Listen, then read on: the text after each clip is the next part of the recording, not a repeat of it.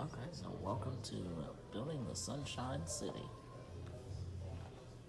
The Huff family is who started it all here. And it looks like we got a guy working on the wagon wheel, working on farming. Some real estate, sand lawn, and they broke ground here in St. Petersburg. This is kind of a St. Petersburg skyline, as if it is today. This is today's St. Pete. We're going to go ahead and head back into early settlers. On horse-drawn wagons loaded with bare essentials arrived on site to begin a roll house raising 1912. That's what the farmers doing. Celebrating, and also they're celebrating 100 years as the Tennessee Construction Company. 100 years.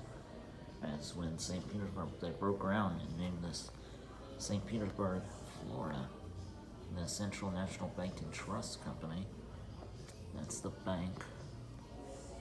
Back and they had next to the Phil Hotel and Theater, was located on the corner of Central Avenue and 4th Street. It was demolished in 2016. Built in 1925. So let's see some earlier photos of St. Pete. As St. Petersburg began its 21st century renaissance, the city's skyline began dramatically changing with an addition of high-rises like these. So more skyscrapers, tall buildings, to notify the booming city as it is today.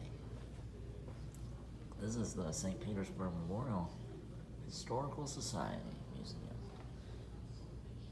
First home was a former aquarium building, located pretty much where you are standing today.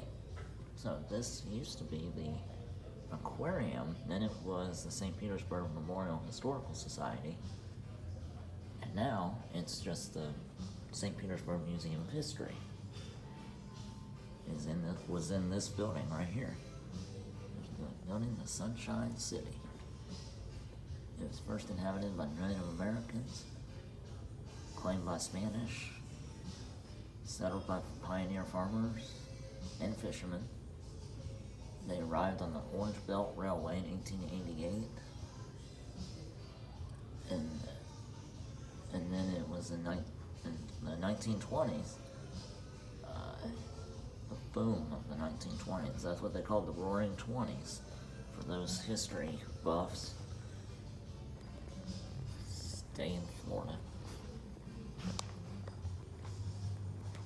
I think we won't be able to get to the other stuff here in a moment. But now we have entered the lakes and parks of St. Pete right here. And we have the boot camp drill at Waterfront Park Athletic Field. During World War II, over 100,000 troops, pilots, and mariners trained in St. Pete in 1942. Wow, that is a lot of soldiers that were training for boot camp.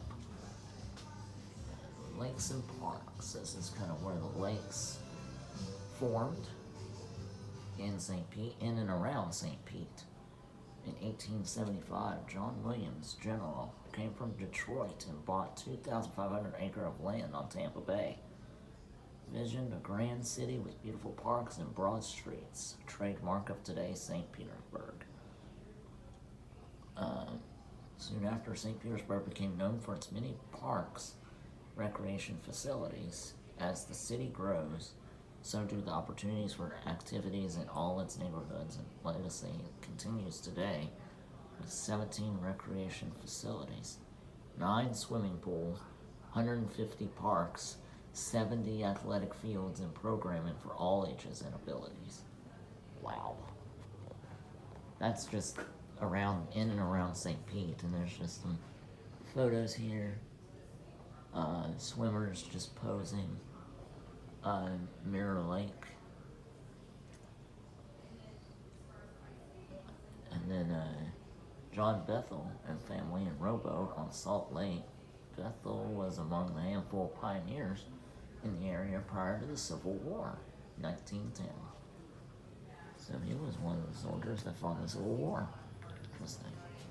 Just the lake and, or not the lake, islands between Pinellas County and Hillsborough County. I live in Hillsborough County, the Egmont Channel.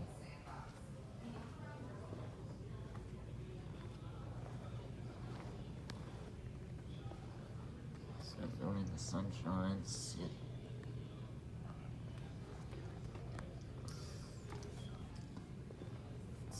breeze. It's the official newspaper of the peninsula of St. Petersburg. Official newspaper was right here.